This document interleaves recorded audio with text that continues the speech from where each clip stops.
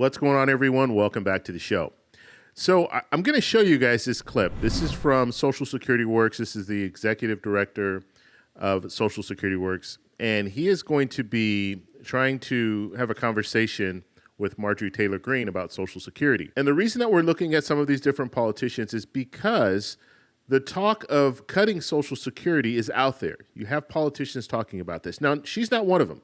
She hasn't said anything about cutting Social Security or Medicare. However, she's heading a caucus, the Department of Government Efficiency Caucus. And so they're going to be having discussions about cutting government agencies as well as looking at cutting Social Security and Medicare. Okay, so, and I'm not just talking about Social Security and Medicare, I'm talking about all different agencies. And the goal is to cut about $2 trillion out of our budget. And so that's going to be across the board. So I'm going to show you this exchange, and then we'll talk a little bit about it. But first off, if you guys can do me a favor, please like the video. And if you're watching this video and you want to see more content like this, please consider subscribing to the channel.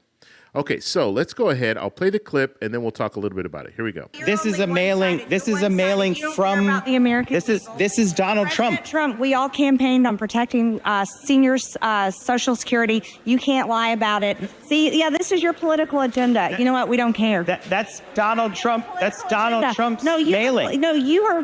You're not media. That's Donald Trump's mailing. Right here is for Democrat ads to attack Republicans. So it's really simple. It's really simple. No, it's Will not you simple. pledge No, you're a to take liar. Social Security and Medicare cuts off the table? You and this guy right here, look, you're lying. What am I lying about? Because I'm asking you to take a pledge. I don't need to take a pledge because we've already done that all year long. And guess what? The sad story for you is the American people elected Trump, his agenda, and Republicans to lead the country because you guys suck so bad. So I'm just wondering if you want to take a pledge to not. All right. So you see, that didn't go well. And I want to talk about a few things that she talked about. So first off, we got to get away from this whole political thing. I mean, everything is political. And it's sad because when you look at Social Security, you have Republicans taking Social Security. You have Democrats taking Social Security, independents, on down the line. Okay, they don't ask you your party affiliation before they start issuing out Social Security. So we all paid into it, and if you earn enough points, then you qualify for Social Security benefits, and that's the way it works. So when you go right to party affiliation, and that's what she was doing there, saying, well, you're a Democrat, and I'm not going to listen to you, and you're not the press, and all of this stuff. When he was asking, realistically, he was asking a simple question. And his question was, are you going to take a pledge not to cut Social Security and Medicare? It's simple. And if she has no intention on cutting Social Security and Medicare, it's an easy response. Yes, I'll take that pledge. We're not cutting Social Security and Medicare. She kept going back to a year, you know, this year we didn't do it, this year we didn't do it. I mean, we need to know future, okay? And what are the future plans? Now, I think you need to say more than just we're not going to cut Social Security and Medicare, and I've talked about this in previous videos, but at least take that pledge. We're not going to cut Social Security and Medicare, and that includes the agency, because when you start cutting the agency, that means that the services are going to be impacted. And what I mean by this is just like I was saying at the very beginning of this video, they're talking about this Department of Government Efficiency. They're talking about cutting funding to the agencies.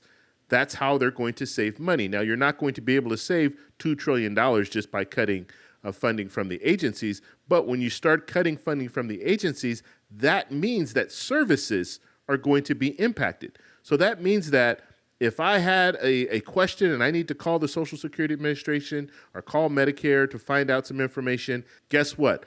I could potentially be on hold for, right now, I think the wait time's like 30 minutes.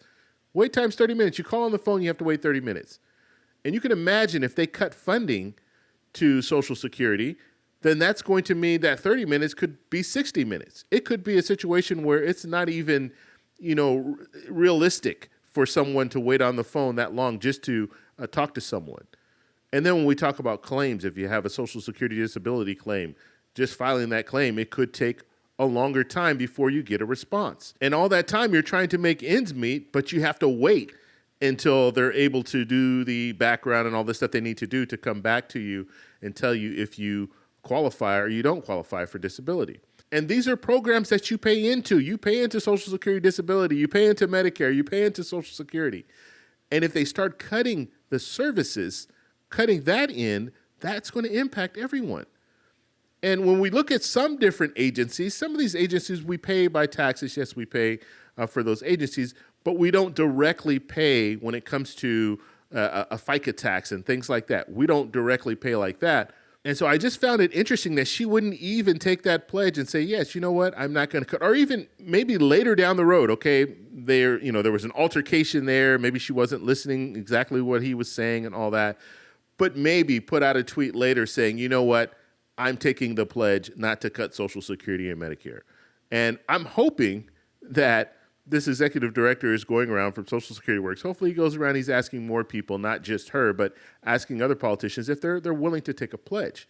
And President Trump actually made a promise that he's not going to cut. He's not going to touch Social Security or Medicare. And so why can't they make that same promise, I guess is the question. And I've always said, when it comes to Social Security and how to fix Social Security, saying that you're not going to cut Social Security or Medicare, that is not enough. Both President Trump said that, President Biden said that, but guess what? You need to reform Social Security. That's what needs to happen. And we've yet to see politicians come out, bipartisan bills come out that address this issue of reforming Social Security. We've yet to see that. We have the Social Security 2100 Act. That is a proposal that reforms Social Security. But guess what? It's not bipartisan. You have Democrats on board, but Republicans are not. And so we're going to have to get to a place where we really start having this conversation about reforming Social Security, because what we're doing right now is we're looking at different parts of Social Security. We just saw the Social Security Fairness Act pass. I think it's good. It's going to help people who earn a pension, just like me, who, when they get to the point where they retire and start collecting Social Security, they can collect Social Security without that reduction of weapon GPO. So eliminating that, I think it's a good thing. The only problem with that is it expedites the trust funds depletion by about 6 months. And then you have President Trump talking about tax-free Social Security. It sounds good. It will help people who are currently receiving Social Security benefits and paying taxes on those. If you eliminate taxes on people receiving Social Security benefits, they're going to be able to keep more of their money. That's good, but it expedites the depletion of the trust fund. And so, and that's like by about 2 or 3 years. So in total, what we're looking at here is we're looking at this 9-year deadline that's been talked about for a while now. And what they're saying is a Social Security trust fund will be depleted in about 9 years. And that'll mean about a reduction of 23% across the board for everyone receiving Social Security benefits. So something needs to be done. But instead of reforming Social Security, we're looking at different parts and saying, okay, yeah, we can fix that, but they don't have a pay for it. And so what that's doing is it's expediting the depletion of the trust funds, which means across the board cut of that 23%. And that could be as soon as 6 or 7 years. And so something needs to be done. You can't just say, we're not going to cut Social Security and Medicare. You need to come up with a solution to reform Social Security and Medicare so you can extend it out for another 50 years. And so politicians, hopefully, we'll hear a little bit more. And I'm very interested when it comes to this DOGE caucus, this DOGE committee that they put together. I'm interested to hear what they're going to do. Where are they going to cut? Because, and I'll start going over some of these numbers. And so it's impossible to cut $2 trillion out of our budget without looking at Social Security and Medicare. And that's the danger there. You start looking at these programs and trying to, and I don't even know what they would do. I guess Congress would have to vote on something to bring the mandatory spending into general fund, or I don't know what they're going to do, but they want to get their hands on that money. Because right now, that money is mandatory and it can only be spent for Social Security and Medicare unless they make changes. And if Congress makes changes, then now that's when we're going to see a situation where the trust fund they'll have access to that. And so that's the scary part. So we'll just have to see where they go from here. But I'm going to be keeping my eye out because That's the only way. You're not going to be able to, even if you cut all of the defense spending that we have and you start cutting all these different agencies, you're not going to have enough money to hit that $2 trillion that they're talking about. And our deficit this year in 2024 was around $2 trillion. And so that's why they want to cut that $2 trillion so we can balance the budget. But guess what? In order for you to do that, you're going to have to really dig in deep and cut some programs that are going to really impact people. So keep your eye out. Make sure you pay attention to these politicians. Like I said, at the very, very end there, she's talking about, you lost and we won, and kind of that, she's kind of putting that out there. But when it comes to Social Security, we'll all lose.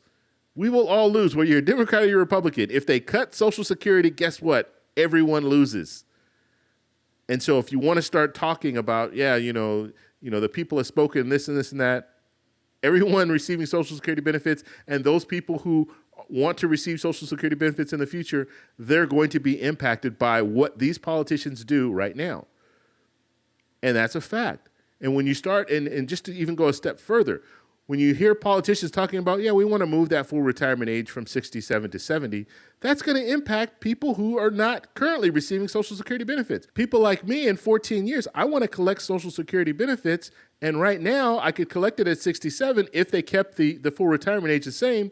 But guess what? They can move it up to 70. That's going to impact me by 3 years, and it's going to cut the amount of benefits that I'll be able to receive.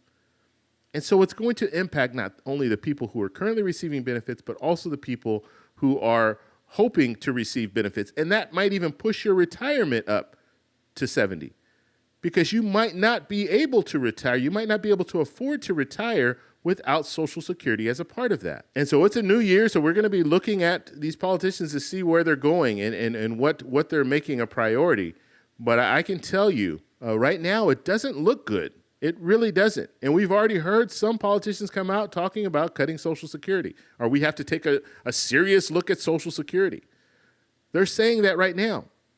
And when someone tells you they need to take a serious look at Social Security and they're not taking Social Security and Medicare off the table, that should raise an eyebrow.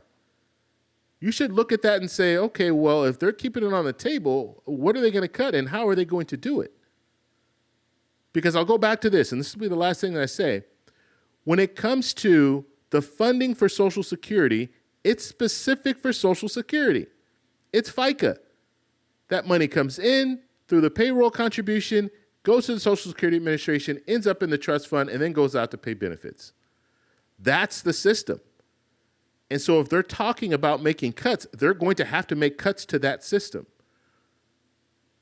And that's a very, very dangerous thing. Either make cuts or try to take from that system to pay something else off.